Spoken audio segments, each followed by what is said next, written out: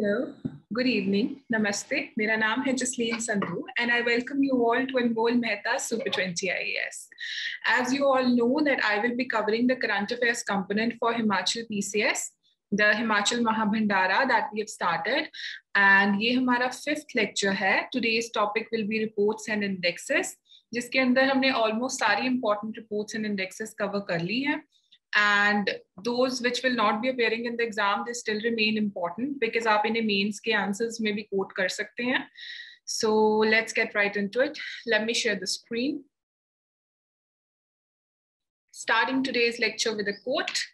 बहुत ही interesting और deep meaning quote है. Nothing has more strength than dire necessity.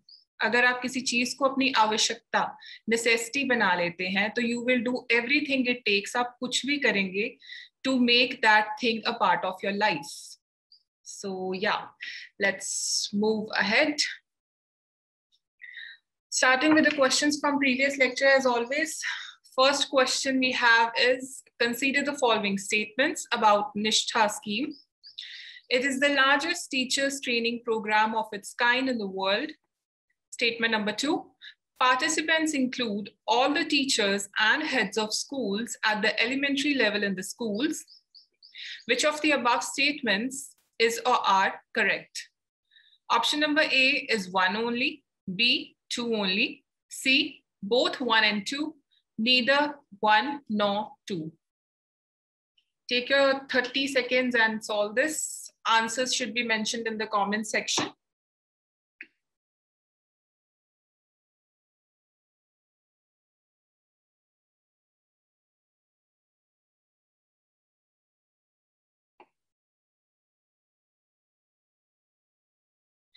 Moving on to question number 2.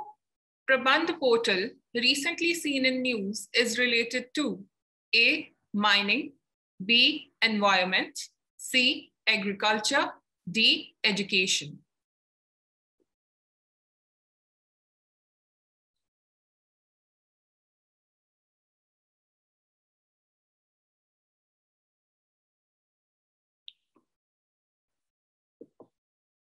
Moving ahead, question number 3, consider the following statements about PM Kisan scheme. Statement number 1, it is a central sector scheme implemented by Ministry of Agriculture and Farmers Welfare.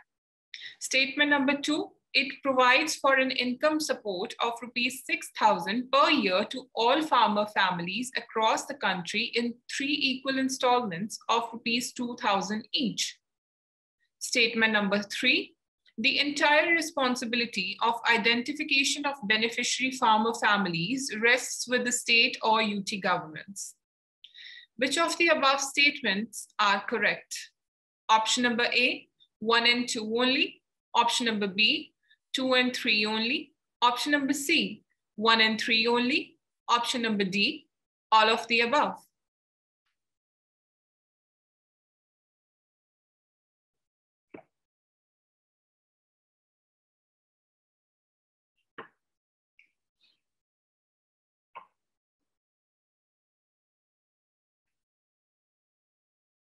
Moving ahead to the question number 4.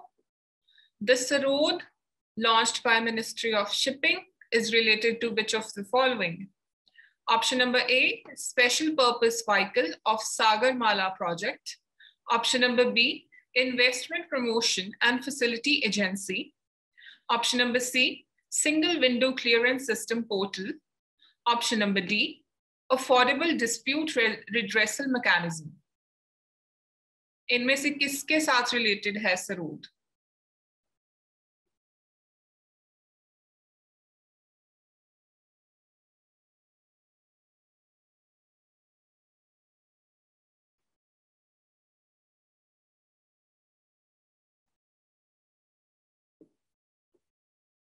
So this was easy. Moving on to next one. Consider the following statements with respect to Serb Power Scheme. Number 1, it is launched under Ministry of Science and Technology. Number 2, this statement targets women researchers in the age group 18 to 55.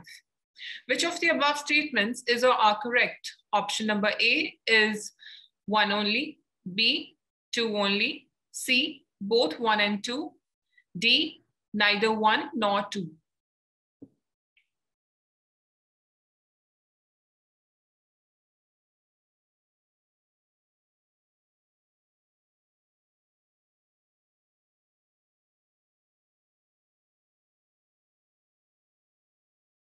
Moving on to next one, question number 6. Consider the following statements with respect to TULIP program.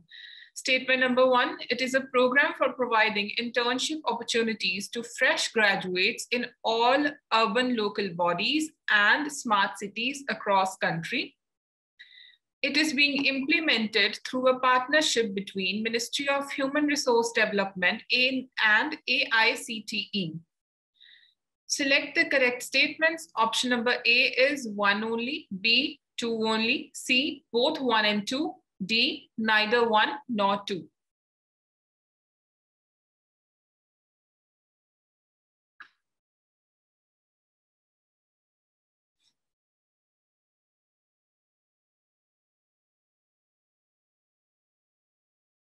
I hope you're done with the questions. अगर किसी का रह गया कोई question, तो you can pause the video and solve it. And this was the last question for today. So starting with today's topic, reports and indexes. Number 1, we have Annual Democracy Report. This was actually published after the Freedom of the World Report, which I've mentioned on number 2. ये इसके बाद आई थी, but these are kind of interconnected.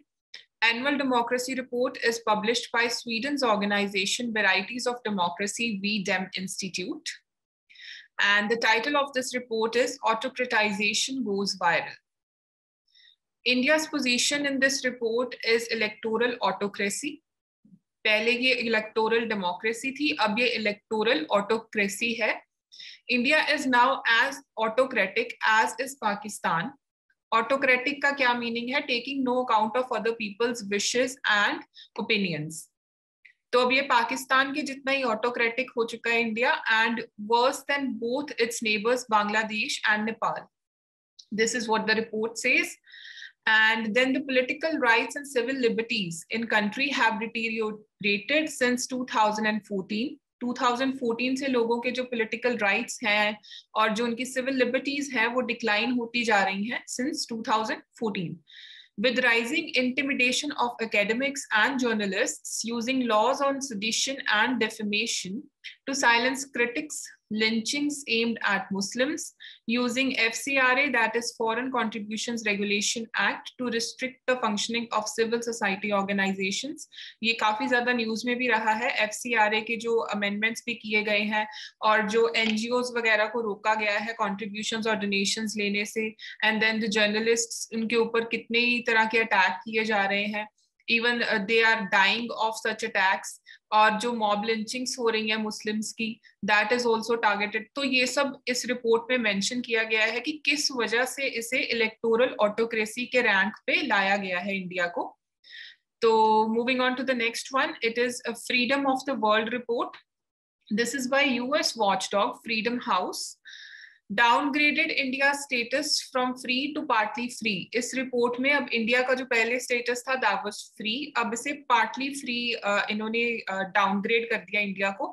Reasons for India's fall, listed concerns जो इस report के अंदर ही list किए गए हैं वो हैं attacks on freedom of media, again repeated, elevation of Hindu nationalist interests and internet freedom. Internet freedom का तो यू मस्ट बी नोइंग कि न्यूज के अंदर भी काफी रहता है. जम्मू एंड कश्मीर में फॉर एग्जांपल या कहीं और पे कोई दंगे हो जाएं या कुछ भी ऐसा कोई सीन इन्हें लग रहा हो कि कुछ होने वाला है, तो वहां पे इंटरनेट को बंद करने में एक दिन का टाइम भी नहीं लगता है, कुछ घंटों के अंदर अंदर ही इंटरनेट बंद कर दिया जाता है. COVID response, unplanned lockdowns, and Muslims were disproportionately blamed for the spread of virus and faced attacks by vigilant mobs for the same. Delhi के अंदर जो इन्होंने मुस्लिम्स को पहले टारगेट कर दिया था कि इनकी वजह से वायरस स्प्रेड हुआ है, इनकी जो मीटिंग हुई थी उसकी वजह से काफी ज्यादा स्प्रेड हुआ है, जबकि हर कहीं आज तक बहुत ज्यादा स्प्रेड हो रहा है वायरस. तो उसका जो इनका रिस्पॉन्स था कि लॉकडाउन प्लान नहीं था, माइग्रेंट वर्कर्स बेचारे जो वहां पे फंस गए थे जहाँ पे वो काम करते थे, and then they had to go back, तो वापस जाने के लिए भी कोई फैसिलिटी नहीं थी उनके लिए. सड़कों के ऊपर चलते जा रहे लोगों के कितने ही वीडियोज आए थे हमारे पास. एंड क्रैकडाउन ऑन प्रोटेस्टर्स, अगर कोई प्रोटेस्ट करने जाता है, जैसे अब सिटीजनशिप अमेंडमेंट एक्ट के ऊपर प्रोटेस्ट हो रहा था, तो मतलब उन चीजों के ऊपर, प्रोटेस्टर्स के ऊपर भी क्रैकडाउन करना. एंड देन जर्नलिस्ट, मीडिया के ऊपर इस तरह के अटैक्स होने कि वो अपनी फ्रीडम टू एक्सप्रेस भी यूज ना कर सके अच्छी तरह से. तो all that has led to this status downgradation कि फ्री से अब इसे पार्टली फ्री कह दिया गया है, और ये दो statements the reports are kind of connected. Next one is Human Freedom Index. This is by American think tank Cato Institute and Fraser Institute of Canada. इसके अंदर इंडिया का रैंक है 94. 2019 का ये रैंक दिया गया है, and India is ahead of China and Bangladesh. अब ये ह्यूमन फ्रीडम इंडेक्स में हम चाइना और बांग्लादेश से आगे हैं, तो इंडिया का रैंक है 94. Do keep that in mind. ये इस तरह के क्वेश्चंस काफी अपीयर करते हैं, स्पेशली जब हम इंडिया वाले जो है अपने नेबरिंग कंट्रीज से आगे हो, तो do keep this in mind. Next one is world air quality report 2020. World air quality report भी इंपॉर्टेंट है. एयर क्वालिटी के बारे में हमने ट्रेंड एनालिसिस में बात किया था कि हर बार एक या दो क्वेश्चंस आते ही आते हैं. They may ask a question on the report as well. So this is by Swiss organisation IQA Air. This mentions 22 of the top 30 most polluted cities globally are in India, which is very sad कि 30 में से 22 जो cities हैं जो इन्होंने mention की हैं इस report के अंदर, वो कहाँ पे हैं? वो इंडिया में है. Report aggregated particulate matter 2.5 data. ये 2.5 का जो पर्टिकुलेट मैटर है उसको कलेक्ट कर रही है ये रिपोर्ट.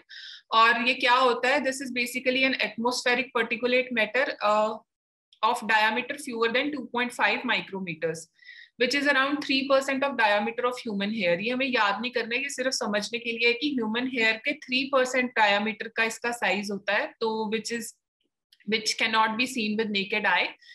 तो ये इसका साइज होता है. And Delhi has been ranked as the world's most polluted capital city, followed by Dhaka, Bangladesh. World का जो सबसे ज्यादा polluted capital city है वो है दिल्ली, और सेकंड रैंक के ऊपर है Dhaka, Bangladesh. Bangladesh has been ranked as most polluted country, followed by Pakistan and India. Bangladesh overall as a country सबसे ज्यादा पोल्यूटेड इन्होंने रैंक किया इस रिपोर्ट के अंदर, उसके बाद पाकिस्तान एंड उसके बाद India. Hotan, China is most polluted city, followed by Ghaziabad in UP. अब सिटीज के अंदर, not the city capital, cities में सबसे ज्यादा पोल्यूटेड है होटान जो कि चाइना में है, विच इज फॉलोड बाय गाजियाबाद जो कि यूपी में है. Every city in India observed air quality improvements compared to 2018 and earlier. 2018 और उससे पहले से जो भी एयर क्वालिटी का हाल था उससे हर सिटी ने हमारी इंडिया में इम्प्रूव किया है, विच is a very good thing. 2020 की रिपोर्ट ये कहती है. And 2020 was particularly swear year for agricultural burning. अब वैसे तो लॉकडाउन हो गए थे, बट जो एग्रीकल्चरल बर्निंग है उसकी वजह से काफी स्वेयर रहा है हमारा एयर क्वालिटी. इसका क्या मतलब है? That is setting up fire to crop residue after harvest. जो क्रॉप रेजिड्यू होता है उसको आग लगा देते हैं, तो उसकी वजह से काफी ज्यादा पोल्यूशन हुआ है. इसका सोल्यूशन इन्होंने नहीं मेंशन किया है, बट इसका क्या सोल्यूशन हो सकता है? टर्बो हैप्पी सीडर्स जैसे यूज किए जा रहे हैं, ये ट्रैक्टर्स के ऊपर ही इंस्टॉल हो जाते हैं और ये कट कर देते हैं जो उसकी नीचे रेजिड्यू बचती है क्रॉप्स के, तो उसे आग लगानी नहीं पड़ती है, या रादर ये साथ में ही उसे साफ करता जाता है. So you can mention this solution in your answer for the mains answer writing. Moving on to the fifth one, Global Hunger Index 2020. This is an annual report which was first produced in 2006. This is jointly published by Concern Worldwide and World Hunger Health. This has mentioned India's rank 94 out of 107 countries and level serious. So not a very good rank. India is behind Nepal, Pakistan, Bangladesh, Indonesia among others. Almost सभी neighboring countries से पीछे हैं, and only 13 countries are worse than India. Very shameful though कि India से सिर्फ 13 countries ही हैं जो पीछे हैं इस रिपोर्ट की रैंकिंग में. एंड ये उनमें से एक है अफगानिस्तान, इसे ध्यान में रखें. Calculated on the basis of 4 indicators. This index is calculated 4 indicators के basis पे, which is number 1, undernourishment, insufficient caloric intake, child wasting, low weight for their height, child stunting, low height for their age, child mortality, mortality rate of children under the age of 5 कि 5 साल से छोटे कितने बच्चे हैं जिनका mortality rate ये calculate करते हैं कि कितने बच्चों की डेथ्स हो रही हैं जो 5 साल से छोटे हैं. Next we have Health in India report. This is by National Statistical Organization on household social consumption related to health. ये कैलकुलेट की जाती है हाउसहोल्ड सोशल कंजम्पशन जो है कि आम घरों में कितना खर्चा हो रहा है हेल्थ के ऊपर, वैक्सीनेशन के ऊपर और बाकी जो हेल्थ के रिलेटेड जो भी खर्चे हैं उनके ऊपर एक हाउस होल्ड में कितना खर्चा किया जाता है, ये उससे कैलकुलेट करके ये रिपोर्ट तैयार की गई है. किसके द्वारा? नेशनल स्टैटिस्टिकल ऑर्गेनाइजेशन के द्वारा.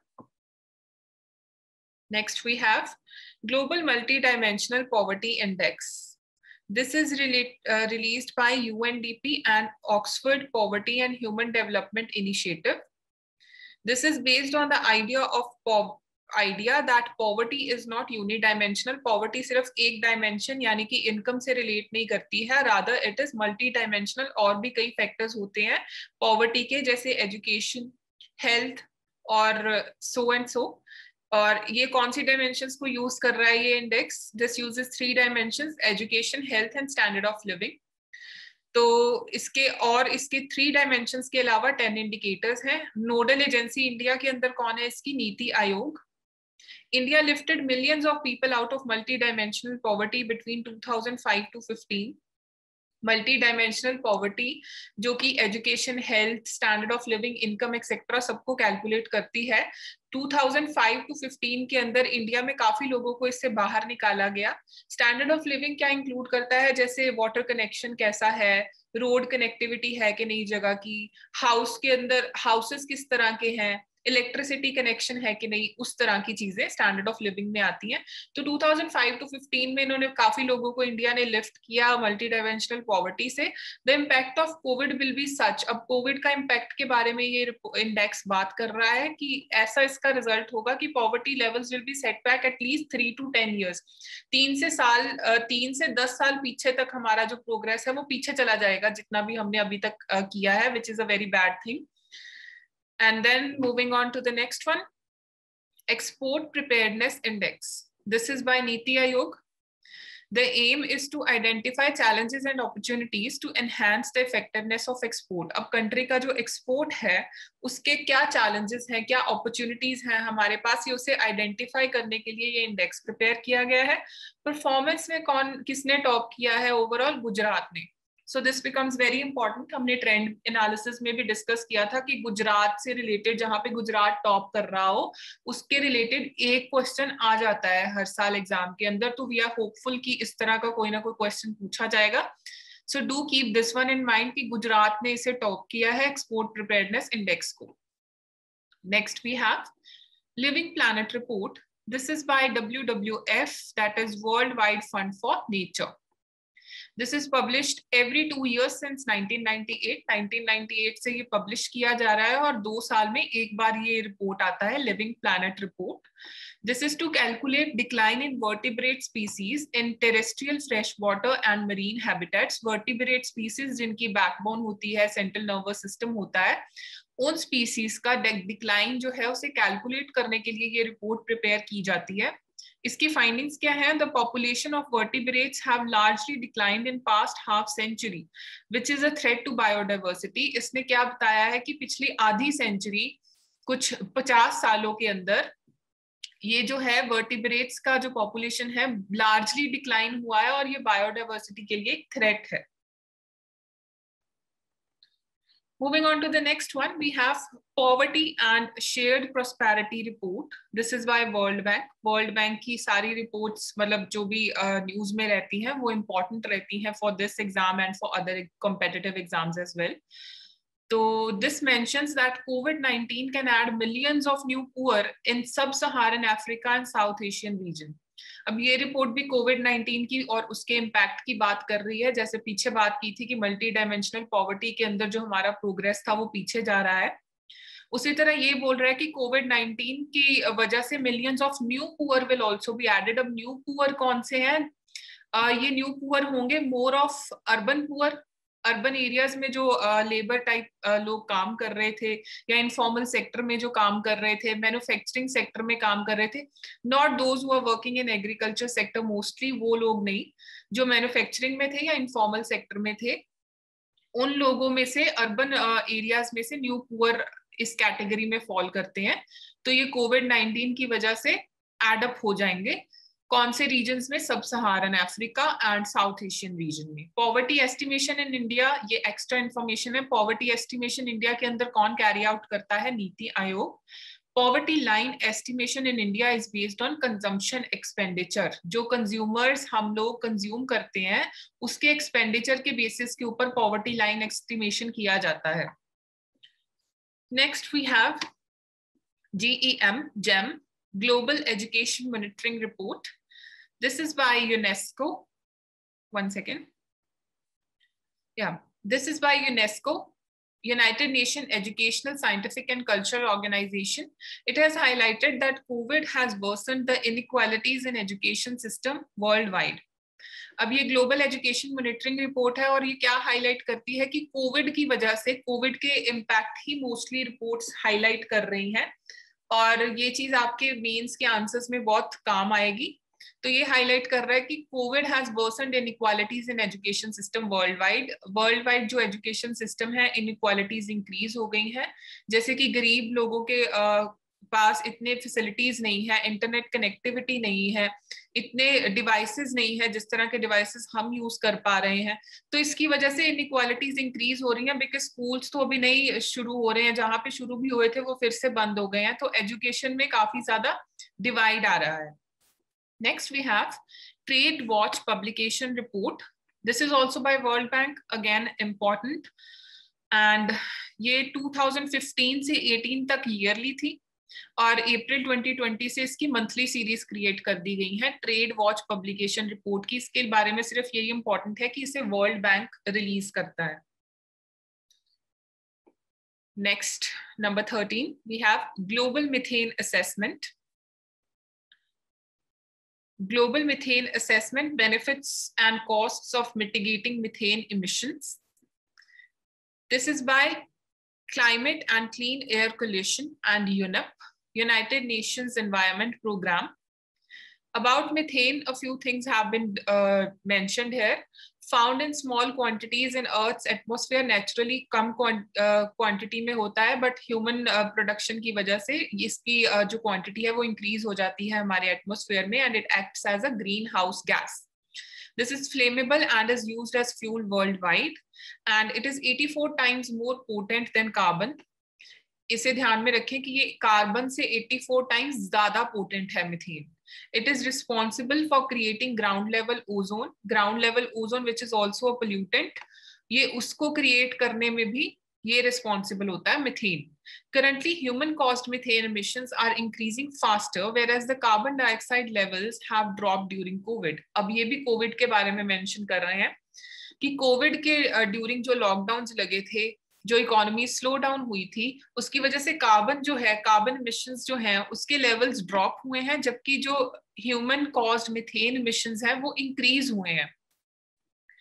Major sources of methane, fossil fuels, waste and agriculture, ये इसके मेजर सोर्सेज हैं मीथेन प्रोडक्शन के।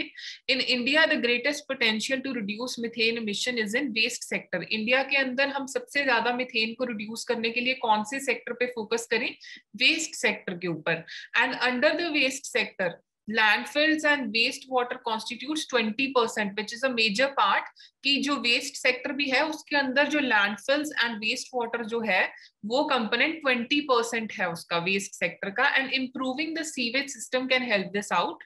अब एक सीवेज सिस्टम को इम्प्रूव करना is one of the solutions जिससे हम वेस्ट वाटर को कम कर सकते हैं, which will help in reducing the waste which is producing methane. And reducing food waste can also help by adopting healthy diets and livestock management. Livestock sector से भी काफी ज्यादा मीथेन प्रोडक्शन होती है, which has been in news from past 1 year at least. तो उसकी management और adopting healthy diet से ये this means that non veg को कट करें, जिससे लाइव स्टॉक की जो ये फार्म्स होते हैं वो भी रिड्यूस करें, उन्हें मेंटेन अच्छे तरीके से करें। वरना जो जितनी स्पीड से we people are consuming it उतनी स्पीड से ही मीथेन की जो प्रोडक्शन होती है. Next we have the protected planet report 2020. This is by UNEP and IUCN, International Union for Conservation of Nature. The 2020 edition provides final report on status of Aichi Biodiversity Target 11, which aimed to conserve 17% of land and inland water ecosystems and 10% of coastal waters and oceans by 2020. ये जो report है ये final addition है आईची biodiversity target number 11. अब उसके अंदर क्या बात की गई थी? उसके अंदर बात की गई थी to conserve 17% of land and inland water ecosystem और 10% कोस्टल वाटर्स को कंजर्व करने की बात की गई थी बाय विच ईयर 2020. तो ये उसके ऊपर रिपोर्ट है. फाइंडिंग्स क्या है? Increase in protected area since 2010. World over जो है वो इंक्रीज कर दिया गया है प्रोटेक्टेड एरियाज में, जो हम गवर्नमेंट के द्वारा प्रोटेक्टेड एरियाज डिक्लेयर किए जाते हैं उन एरियाज में इंक्रीज हुआ है since 2010. Moving on to the next one, world employment and social outlook WESO Trends 2021. This is by ILO, International Labour Organization. So this states that COVID has pushed millions of workers into poverty. अब ये भी Covid के बारे में और उसके impact के बारे में बात कर रहा है कि millions of workers have been pushed into poverty. This is due to lost working hours because economies went into lockdowns. अब जो इकोनॉमीज पे में जो लॉकडाउन्स लगे थे या अभी तक जो स्लो डाउन्स चल रहे हैं उसकी वजह से जो लॉस्ट वर्किंग आवर्स हैं उसकी वजह से millions of workers have been pushed into poverty. 5 years of progress towards eradication of working poverty has been undone. Working poverty, जो लोग काम भी कर रहे थे और उन्हें वेजेस काफी कम मिल रहे थे, वो लोग वर्किंग पॉवर्टी के अंदर आते हैं और इनका जो प्रोग्रेस हुआ था उसमें से 5 years का प्रोग्रेस जो है वो अनडन हो गया है, which is very sad. And out of these millions of workers, many of them are women. इन्होंने डिस्प्रोपोर्शनेट लॉसेस सफर किए हैं जॉब्स के एंड इनका जो अनपेड वर्किंग टाइम है वो इंक्रीज हो गया है. Specially the burden has been intensified of the child care and home schooling activities. And next one we have annual TB report and इसके बारे में सिर्फ ministry of health and family welfare की तरफ से ये रिपोर्ट आती है, यही चीज इंपॉर्टेंट है. एंड अपार्ट फ्रॉम दैट हमने एक वन वर्ड स्कीम या इनिशिएटिव किया था लास्ट लेक्चर में कवर, तो उसका क्या नाम था? Do mention that in comment section. Next we have SDG index, very important. SDGs के ऊपर 1, 2 एंड इवन 3 क्वेश्चंस भी अपीयर करते हैं इस एग्जाम के अंदर. तो ये SDG इंडेक्स जो है कौन प्रिपेयर करता है? NITI Aayog. This was first launched in 2018. This is prepared in consultation with primary stakeholders. Primary stakeholders कौन से हैं? States and UTs, UN agencies in India, MOSPI, that is Ministry of Statistics and Program Implementation, and key union ministries, जिससे related union ministries हैं उनकी, और ये जो बाकी के मैंने नाम लिए हैं वो इनके प्राइमरी स्टेक होल्डर्स हैं और उनकी कंसल्टेशन से नीति आयोग जो है वो SDG इंडेक्स प्रिपेयर करता है. Haryana is among top gainers. 3 top gainers हैं, उनमें से हरियाणा भी एक है. So this becomes important for Haryana PCS exam as well, तो इसको ध्यान में रखें. केरला टॉप रैंक, ओवरऑल जो टॉप किया है SDG इंडेक्स में वो है Kerala, which is followed by Himachal Pradesh. Himachal Pradesh is on second rank along with Tamil Nadu, दोनों सेकंड रैंक के ऊपर हैं. सो this index becomes extra important. पहले तो SDGs की वजह से important and then SDG index के बीच में सेकंड रैंक जो है ओवरऑल वो हिमाचल प्रदेश को मिला है, तो इसके लिए ये और भी इंपॉर्टेंट है. Then Chandigarh is the top in UTs. Chandigarh ने टॉप किया है UTs के बीच में से. So all these rankings are actually important. ये जो हमारे 3 मेन PCS के एग्जाम्स होते हैं, पंजाब PCS, हरियाणा एंड हिमाचल का, तो उनके तीनों के लिए something important has been mentioned here. Next we have education index, in education index ranking or performance grading index. This is by Ministry of Education. It is a tool to grade all states and UTs on their performance across 70 indicators on school education. अब ये सारे states and UTs के performance को grade करता है on 70 indicators, किस चीज से रिलेटेड, स्कूल एजुकेशन के। फर्स्ट पब्लिश्ड इन 2019, ये स्टार्ट कब किया था ये index, 2019। And outcomes and I'm so sorry. Indicators are divided into two categories. दो कैटेगरीज है इंडिकेटर्स की, one is outcomes and another one is governance and management. Objective क्या है इसका, encourage best practices like online recruitment and transfer of teachers, electronic attendance of students and teachers. Encourage क्या कर रहा है ये ग्रेडिंग जो इंडेक्स है, कि ऑनलाइन प्रैक्टिसेस को ज्यादा से ज्यादा इन्वॉल्व किया जाए, जैसे कि टीचर्स की अपॉइंटमेंट एंड उनका ट्रांसफर, एंड इलेक्ट्रॉनिक अटेंडेंस किसकी, स्टूडेंट्स एंड टीचर्स दोनों की। तो पंजाब का इसमें फर्स्ट रैंक रहा है। अब हिमाचल के एग्जाम में ट्रेंड एनालिसिस में हमने बात की थी कि पंजाब के रिलेटेड भी 2-3 क्वेश्चंस अपीयर करते हैं, जिसके लिए हम स्पेसिफिकली तो प्रिपेयर नहीं कर सकते, but something is in front of us. तो पंजाब का जो है वो फर्स्ट रैंक आया है, इसके बारे में क्वेश्चन कैन अपीयर। और पंजाब का जो फर्स्ट रैंक है वो किस बेसिस पे आया है, इन्होंने पॉइंट्स जो लिए हैं वो है गवर्नेंस एंड मैनेजमेंट कैटेगरी में। जो दो कैटेगरीज मैंने मेंशन की थी, outcomes and governance and management, उसमें से जो सेकंड कैटेगरी है गवर्नेंस एंड मैनेजमेंट कैटेगरी, उसमें से नंबर लिए हैं या मार्क्स लिए हैं पंजाब ने। तो उन पॉइंट्स की वजह से फर्स्ट रैंक आया है पंजाब का। Next we have ecosystem restoration for people, nature and climate report. This is by UNEP in association with FAO, Food and Agriculture Organization. अब क्या है ये ecosystem restoration means assisting in recovery of ecosystems that have been degraded or destroyed, as well as covering those ecosystems that are still intact. अब ये ecosystem restoration किसका करता है, उन इकोसिस्टम्स का जो डाउनग्रेड जो डिग्रेड हो गए हैं या डिस्ट्रॉय हो गए हैं, और ये रिपोर्ट उन इकोसिस्टम्स को भी कवर करती है जो इकोसिस्टम्स अभी तक इंटैक्ट हैं एंड आर मतलब at a risk of being degraded और destroyed. Next we have global economic prospects report. This is by World Bank, again an important report. World Bank की सारी रिपोर्ट्स जो भी न्यूज में रहे वो इम्पॉर्टेंट है। तो ये रिपोर्ट करती क्या है, global economic prospects report makes GDP estimates for world and individual countries. Overall world के जीडीपी एस्टिमेट्स करती है ये, और इंडिविजुअल कंट्रीज के भी जीडीपी एस्टिमेट्स ये रिपोर्ट प्रेजेंट करती है। Next we have suicide world wide report of 2019. This is by WHO, world health organisation.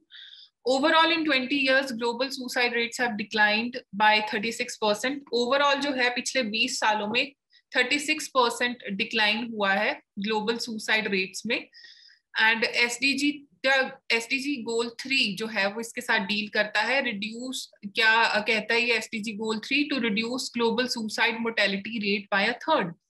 अब 1/3% जो है वो हम ग्लोबल सुसाइड रेट्स को रिड्यूस करना चाहते हैं, ये हमारा SDG गोल 3 है। India has highest suicide rate in south east Asian region. South east Asian region के अंदर सैडली इंडिया में हाईएस्ट सुसाइड रेट है, but this is also because of higher population, काफी ज्यादा पॉपुलेशन है इंडिया में। Findings क्या है इस रिपोर्ट की, 1 in 100 डाइड ऑफ सुसाइड। 100 में से 1% जो है वो सुसाइड से मरा है, and more than half of those persons were below the age of 50। अब जितने भी लोग मरे हैं उनमें से आधे से ज्यादा लोग जो थे वो 50 इयर्स की एज से कम थे। So this report remains important because during Covid भी जो सुसाइड्स हैं उनका रेट काफी ज्यादा इंक्रीज हुआ है। इवन सेलिब्रिटीज का भी जो रिपोर्ट्स या न्यूज आ रही थी काफी ज्यादा कि सुसाइड्स काफी ज्यादा हुए हैं। So this report remains important for the exams. Next we have Trafficking in Persons Report 2021. Again, a report that deals with COVID related trend कि COVID की वजह से trafficking में भी increase हुआ है. This report is by US State Department. COVID has resulted in an increase in vulnerability to human trafficking. वही बात कह रही है ये रिपोर्ट की COVID की वजह से vulnerability जो है human trafficking की वो increase हो गई है।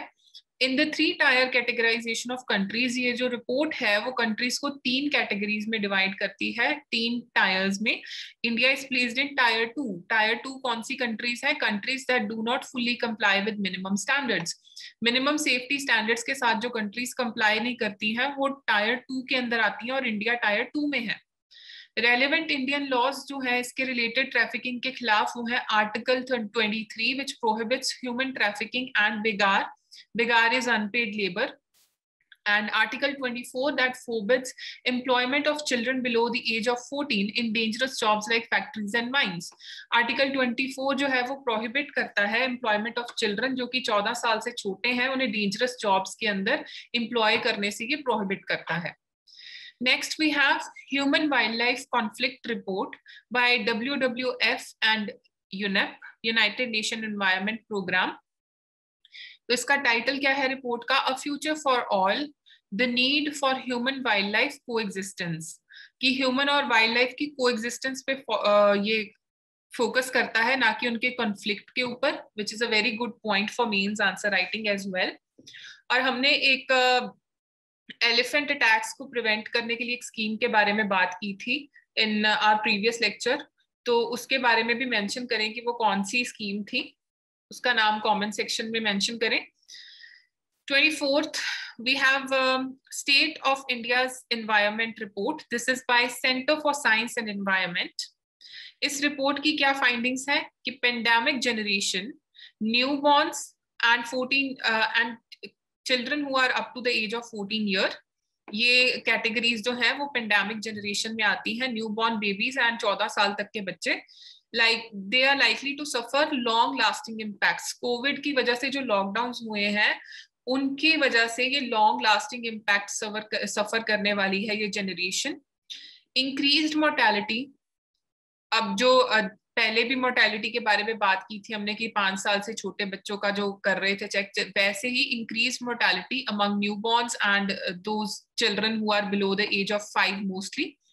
Stunting, wastage, losses of education, increased school drop outs. अब ना सिर्फ की लॉस हो रहा है एजुकेशन का, स्कूल ड्रॉप आउट्स भी इंक्रीज हो रहे हैं. एंड वर्क प्रोडक्टिविटी, कि अब obviously when they are not going to school every day, they are not getting the homework, the kind of environment that we used to have. उसकी वजह से उनकी वर्क प्रोडक्टिविटी ना सिर्फ की आज के लिए डिक्रीज होगी, वो उनकी एक हैबिचुअल चीज बन जाएगी. वो आगे चल के भी काम करने में उनकी वर्क प्रोडक्टिविटी जो है वो डिक्लाइन होने वाली है. बिकॉज बेसिकली जो होमवर्क एंड ऑल चीजें हम करते रहे हैं वो इन फ्यूचर किस चीज पे काम आती हैं? वो हमें सेल्फ डिसिप्लिन सिखाती हैं. वो चीजें वो हमें काम करने के लिए प्रिपेयर करती हैं कि कल को हम अपने असाइनमेंट्स टाइम से पूरे कर लें. कल को हम सेल्फ स्टडी करते हैं तो वो हम अच्छे से टाइम से खुद कर लें, ना कि कोई हमारे सर पे आए और हमें बताता जाए कि करो, कोई काम करो. हम रेगुलरली अपने एनवायरनमेंट में, अपने आसपास लोगों में भी देख रहे हैं, उनके जो बच्चे हैं they are not mostly studying. Online classes भी होती हैं तो most of the kids are sleeping during the online classes. अब जैसे जैसे ये लोग आगे चल के काम करने वाली वर्कफोर्स में ऐड होने वाले हैं, वो लोग, उनकी प्रोडक्टिविटी जो है वो डिक्रीज ही होती जाएगी. राइज इन एक्सट्रीम पॉवर्टी भी इसमें मेंशन किया गया है स्टेट ऑफ इंडियाज एनवायरनमेंट में, कि एक्सट्रीम पॉवर्टी इंक्रीज होती जा रही है. इसके बारे में पिछली रिपोर्ट्स ने भी मेंशन किया है कि वही जो लोगों का इनफॉर्मल सेक्टर में काम था स्पेशली, उनकी जॉब्स लूज हो गई हैं और विमेन आर लूजिंग जॉब. तो ये लोग कहाँ पे इसका इम्पैक्ट पड़ रहा है? ये पॉवर्टी को इंक्रीज कर रहा है.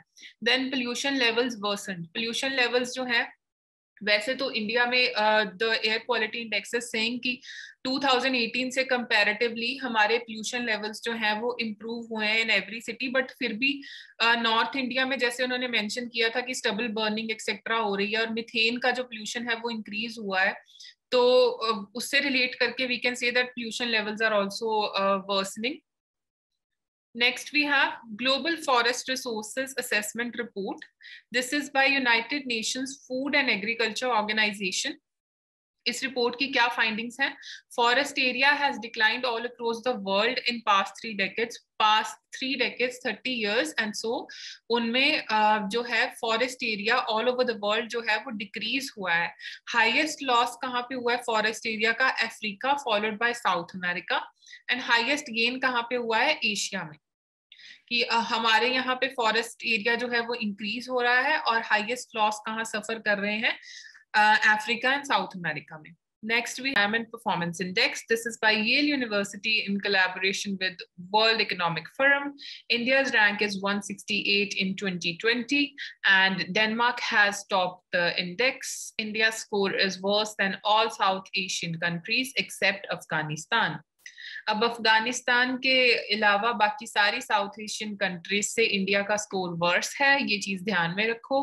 और जो डेनमार्क है इसने टॉप किया है इंडेक्स, और इंडिया का जो रैंक है that is 168 for the year 2020.